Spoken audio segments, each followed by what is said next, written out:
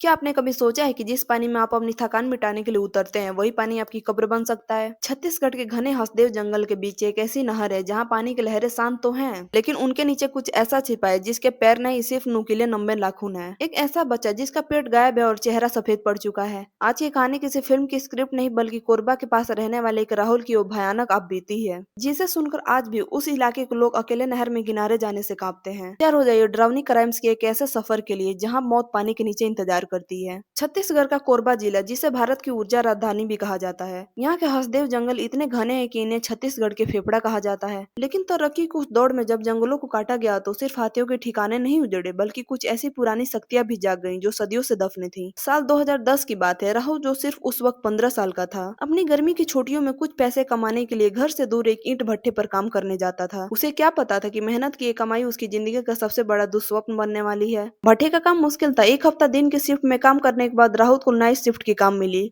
रात के सन्नाटे में सिर्फ मशीनियों का घरघराहट सुनाई देती थी। अचानक रात के करीब 1 बजे कच्चे माल के ढेर के पीछे एक ऐसी चीख गूंजी जिसने सबका खून सुखा दिया। जब राहुल और उसके साथी वहां पहुंचे तो वहां कोई नहीं था। लेकिन अजीब बात ये थी कि भट्टे के कुत्ते एक खाली कोने अंधेरे की तरफ देखकर पागलों की तरफ भौंक रहे थे। तभी मजदूरों के बीच से एक बुजुर्ग रामू काका बुदबुदाए, वो वापस आ गया, उसे बलि चाहिए। राहुल को लगा ये सिर्फ वहम है, लेकिन असली खौफ तो अगली सुबह नहर किनारे उसका इंतजार कर रहा था। काम खत्म करके सभी मजदूर पास की नहर में नहाने गए। राहुल एक अच्छा तैराक था, वो पानी के बीचों बीच चला गया। तभी अचानक उसे महसूस हुआ कि पानी के अंदर से दो ठंडे लोहे जैसे सख्त हाथों ने उसकी कमर जकड़ ली है। वो कोई इंसान नहीं था, उस पकड़ में एक अजीब सी ताकत थी जो राहुल को पाताल की ओर खींच रही थी। राहुल ने अपनी पूरी जान लगाकर खुद को छुड़ाया और किनारे की तरफ भागा। जब उसने अपने दोस्तों को ये बताया तो किसी को यकीन नहीं हुआ, लेकिन 5 मिनट बीत जाने के बाद भी पानी के ऊपर कोई बुलबुला तक नहीं उठा। अगर वो कोई इंसान होता तो सांस लेने बाहर जरूर आता, पर वहाँ सिर्फ सन्नाटा था। कुछ दिनों बाद राहुल का दोस्त विकास नहर किनारे कपड़े धो रहा था। तभी अचानक विकास का पैर फिसला और वो पानी में समाने लगा। वो चिल्लाए, बचाओ, कोई मुझे नीचे खींच रहा है। जब सबने मिलकर उसे बाहर खींचा तो विकास का पैर देखकर सबकी रूह कांप गई। उसके पैर की खाल ऐसे फटी थी जैसे किसी जंगली जानवर ने नाखूनों से उसे चीरने की कोशिश की हो। और तभी उसकी नजर नहर के दूसरे किनारे पर पड़ी। वहाँ 14 साल का एक साया बैठा था। उसका चेहरा बर्फ जैसा था, आंखें धसी हुई थी, लेकिन सबसे डरावना था उसका धड़।